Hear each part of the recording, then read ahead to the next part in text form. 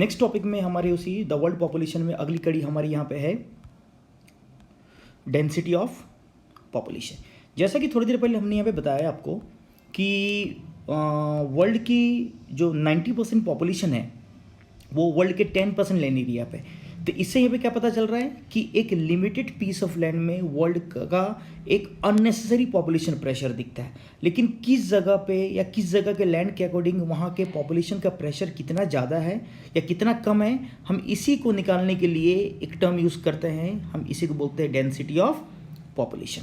तो density of population का सीधा से यहाँ पे मतलब क्या है कि डेंसिटी ऑफ पॉपुलेशन है कि यहाँ पे एक रेशियो पता चलता है हमें किसके बीच में, पीपल और साइज ऑफ लैंड के बीच में, अर्थात the ratio is the density of population, अर्थात किसी जगह के लैंड का और उस जगह में रहने वाले लोगों के बीच का रेशियो से या लोगों के बीच के रेशियो से हमें क्या पता चलता है, डेंसिटी ऑफ पॉपुलेशन। और इसे हम जनरली पर्सन पर स्क्वायर किलोमीटर के फिगर में क्या करते हैं, इसे डिनोट करते हैं। तो अगर डेंसिटी ऑफ पॉपुलेशन निकालना हो तो डेंसिटी ऑफ पॉपुलेशन कैसे निकालेंगे, तो पॉपुलेशन बाय एरिया, अर्थात किसी कंट्री के होल पॉपुलेशन में एरिया से अगर डिवाइड करेंगे तो उस जगह का हमारा क्या निकल जाएगा, पॉपुलेशन डेंसिटी निकल जाएगा जो पर square kilometre. For example Russia में पॉपुलेशन बहुत कम है लेकिन उसका एरिया या जोग्राफिकल एरिया बहुत बड़ा है, तो वहाँ पे पॉपुलेशन की डेंसिटी क्या होगी, कम होगी यहाँ पे।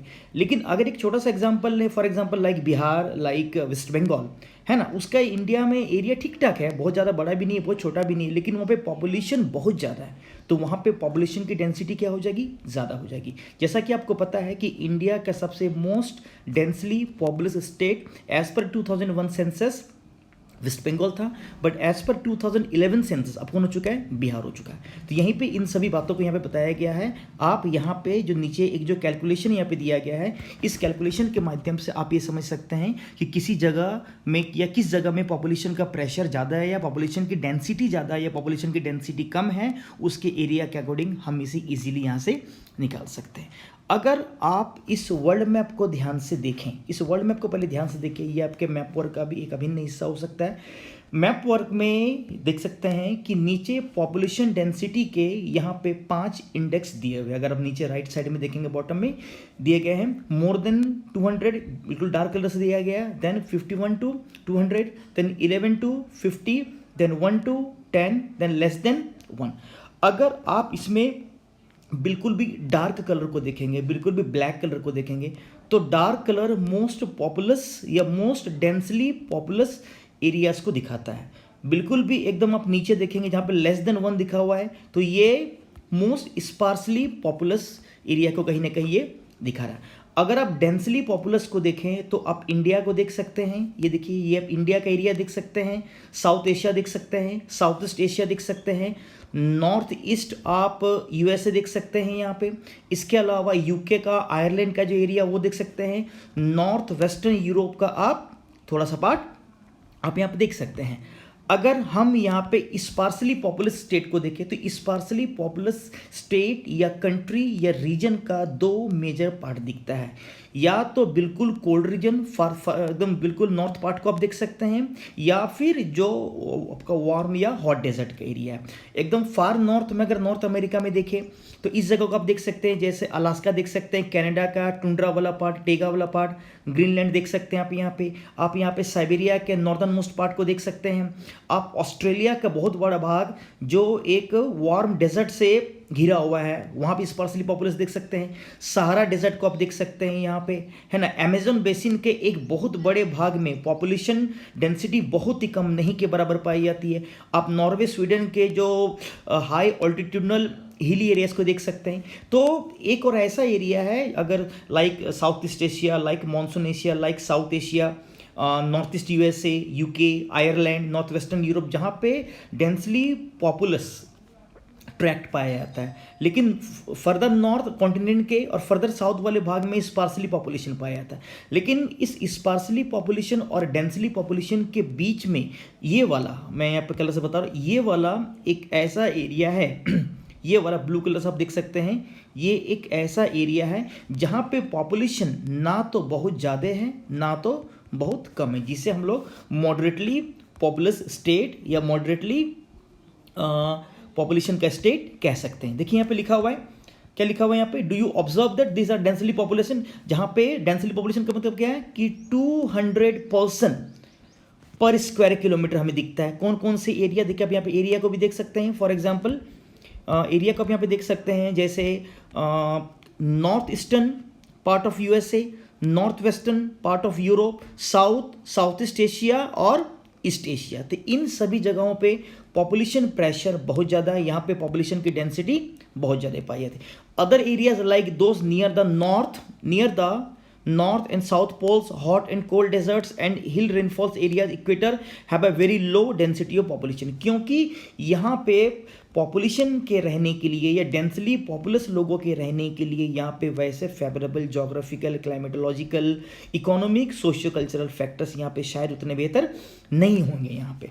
अगला देख सकते हैं, this two types of areas के बीच में एक ऐसा एरिया है जहाँ पे मॉडरेट डेंसिटी वाला पॉपुलेशन पाया जाता है, जहाँ पे 11 से 50% पर स्क्वायर किलोमीटर दिखाया जाता है, जैसे western China, southern India in Asia, है ना, Norway, Sweden in Europe. In some examples they all are moderately populous state और कंट्री। अर्थात इस डिस्कशन से हमें क्या पता चला, इस डिस्कशन को मैं एक बार ब्रीफ में यहाँ पे सम अप करना चाह रहा हूँ। डेंसिटी ऑफ पॉपुलेशन जो लैंड और पॉपुलेशन के बीच के रेशियो को बताता है। पॉपुलेशन बाय एरिया या उस जगह के पॉपुलेशन में एरिया से डिवाइड करके उस जगह के डेंसिटी ऑफ पॉपुलेशन को एज अ यूनिट पर्सन पर स्क्वायर किलोमीटर निकाल सकते हैं। वर्ल्ड को देखें तो यहाँ पे 3 मेजर पार्ट में पॉपुलेशन डेंसिटी को दिखाया गया है। यहाँ पे सबसे पहले है डेंसली पॉपुलस, देन है मॉडरेटली पॉपुलस, देन है स्पार्सली पॉपुलस कंट्री।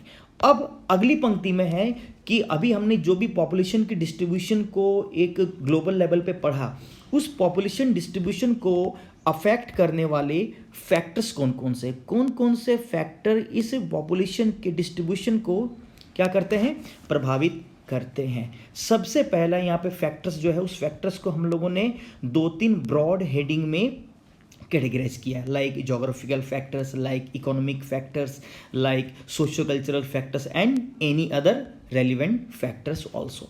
तो सबसे पहले यहाँ पे आप देख सकते हैं कौन सा फैक्टर है, सबसे पहले यहाँ पे है जोग्राफिकल फैक्टर्स। अब जोग्राफिकल फैक्टर्स में भी कई छोटे छोटे फैक्टर्स को यहाँ पे हमने फर्दर क्या किया है, सब डिवाइड किया है। One of them is availability of water. आपको पता है वाटर का इंपॉर्टेंस क्या है, वाटर लाइफ सर्वाइवल का एक बहुत इंपॉर्टेंट कंपोनेंट है।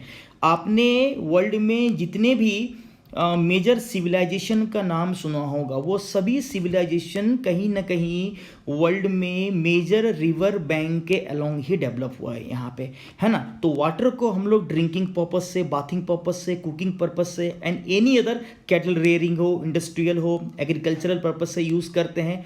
वर्ल्ड में जितने भी मेजर सिविलाइजेशन, इधर मेसोपोटामिया हो, इधर टिग्रिस यूफ्रेटस हो, इधर रिवर नाइल का हो, इधर रिवर इंडस का हो या गंगा वैली सिविलाइजेशन हो, they all civilizations were developed along the major river valleys. तो इससे हमें क्या पता चल रहा है कि जब तक वाटर की एक बेहतर अवेलेबिलिटी नहीं होगी, एक्सेसिबिलिटी नहीं होगी, तब तक उस एरिया में किसी प्रकार का बेहतर पॉपुलेशन नहीं पाया जाएगा वहाँ पे।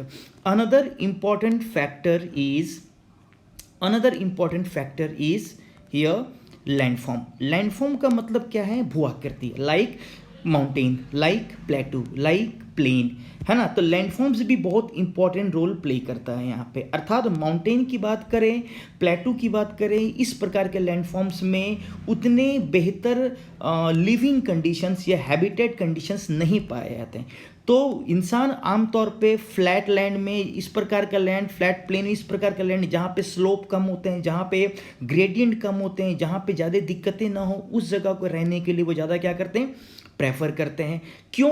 क्योंकि अगर फ्लैट लैंड होगा तो वहाँ पे खेती बाड़ी करना, एग्रीकल्चर करना, किसी भी प्रकार की ह्यूमन इंफ्रास्ट्रक्चर को डेवलप करना, like road, like institution, like buildings, like market, like transportation, like communication network, इन सब चीज़ों को जहाँ पे डेवलप करना ज़्यादा बेहतर हो सकता है। वर्ल्ड में मेजर रिवर वैलीज जो फ्लैट लैंड के अलोंग ही डेवलप हुए हैं, चाहे आप गंगा प्लेन का देख सकते हैं, चाहे आप नील वैली का देख सकते हैं, मेसोपोटामियम सिविलाइजेशन देख सकते हैं, वहाँ पे भी फ्लैट लैंड में पॉपुलेशन का प्रेशर बहुत ज़्यादा पाया जा रहा है। लेकिन इसके अलावा, लेकिन इसके कॉन्ट्ररी अगर हम लोग देखें कि हिमालयन रीजन में देखें जहाँ पे पॉपुलेशन की डेंसिटी बहुत ही कम पाई जाती है। क्यों?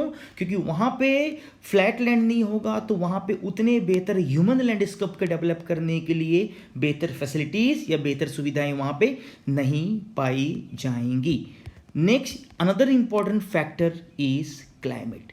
क्लाइमेट का मतलब क्या होता है? क्लाइमेट का मतलब क्या जिस पर्टिकुलर रीजन को या जगह को हम अपने हैबिटेट के लिए चूज़ कर रहे हैं, क्या वहाँ पे एक ऑप्टिमल टेम्परेचर है, क्या वहाँ पे एक ऑप्टिमल अमाउंट ऑफ प्रेसिपिटेशन है, क्या वहाँ पे बहुत ज़्यादा सीजनल वाइब्रेशन या सीजनल चेंजेस ना होते हों, अर्थात वो एरिया ना तो बहुत ज़्यादा हॉट या कोल्ड डेजर्ट लाइक हो, ना तो वहाँ पे बहुत ज़्यादा वेटी कंडीशन हो, है ना। इस प्रकार का कंडीशन किसके अंतर्गत आता है? कहीं ना कहीं क्लाइमेट के तहत। अर्थात ह्यूमन हैबिटेशन के लिए एक ऐसा एरिया सुटेबल होगा जहाँ पे एक मॉडरेट लाइक कंडीशन ज़्यादा पाए जाते हों, जहाँ पे सीजनल वेरिएशन ज़्यादा ना होता हो, जहाँ पे बहुत ज़्यादा रेनफॉल ना हो, जहाँ पे वाटर लॉगिंग का कंडीशन ना हो। इस पॉइंट ऑफ व्यू से अगर आप देखें जो कोल्ड डेजर्ट का एरिया है, जो हॉट डेजर्ट का एरिया है, जो पोलर एरियाज़ है, जो इक्वेटोरियल एरियाज़ है, जो भूमध्य रेखीय क्षेत्र हैं, जो ध्रुवीय क्षेत्र हैं, वहाँ पे पॉपुलेशन डेंसिटी बहुत ज़्यादा नहीं पाई जाती है। यहाँ पे क्या एग्जांपल दिया गया है कि Mediterranean regions were inhabited from early periods in history due to their pleasant climate. यहाँ पे अर्थात जहाँ पे सुनहरी जलवायविक दशाएं होंगी, जहाँ पे बेहतर प्लेजेंट क्लाइमेटिक फीचर होगा, वहीं पे पॉपुलेशन के ज़्यादा बेहतर लंबे समय तक सर्वाइव करने के लिए वहाँ पे पोटेंशियल पाया जाएगा। अगला मोस्ट इम्पॉर्टेंट फैक्टर अगर आप देख सकते हैं वो है हमारा सॉइल। सॉइल क्यों? क्योंकि कोई भी पॉपुलेशन किसी भी जगह पे रह रही है तो उसे फीड करने के लिए क्या चाहिए? फूड चाहिए, भोजन चाहिए, और ये वो कहाँ से निकालेगा? अपने पीस ऑफ लैंड या ज़मीन से। अर्थात उसके लिए उसे क्या करना पड़ेगा? एग्रीकल्चर करना पड़ेगा, खेती बाड़ी करनी होगी। लेकिन एग्रीकल्चर वो तभी कर पाएगा जब उस जगह पे सॉइल की फर्टिलिटी हो, अर्थात उस जगह का सॉइल क्या हो? फर्टाइल। अभी थोड़ी देर पहले हमने डिस्कस किया कि वाटर के साथ, फ्लैट लैंड के साथ वर्ल्ड के one of the major civilisations along river valleys क्या हुए? डेवलप हुए हैं। लेकिन रिवर वैलीज के अलोंग ही सिविलाइजेशन डेवलप क्यों हुए? क्योंकि मेसोपोटामिया की बात करें, टिग्रिस यूफ्रेटिस की बात करें, गंगा की बात करें, इंडस की बात करें, इसके सारे एक बेहतर क्लाइमेटिक कंडीशन, एक बेहतर वाटर अवेलेबिलिटी थी। लेकिन इसके साथ ही इन मेजर रिवर वैलीज में सॉइल की फर्टिलिटी भी बहुत अच्छी थी।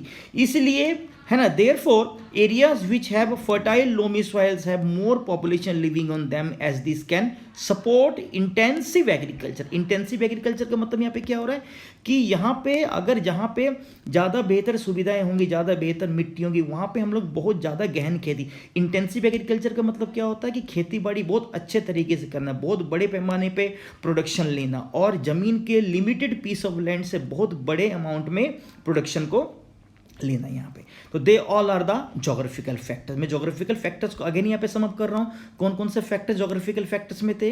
First one is geographical factors में सबसे पहले क्या था इसमें आपका बताइए? वाटर कैपेबिलिटी थी। सेकंड में क्या है? लैंडफॉर्म। थर्ड में क्या है? क्लाइमेट। फोर्थ में क्या है? Soil. Another important, the major factor which affect the distribution of population है ना along worldwide, this is economic factor। अर्थात कौन कौन से ऐसे आर्थिक कारक हैं जो किसी जगह के पॉपुलेशन को बहुत हद तक क्या करते हैं? प्रभावित करते हैं। एक बार आप लोग यहाँ तक देख लीजिए। यहाँ तक कोई डाउट है? अगर कोई डाउट नहीं है तो हम लोग अगले वीडियो में इकोनॉमिक फैक्टर्स और सोशल फैक्टर्स को डिटेल में रखेंगे। धन्यवाद।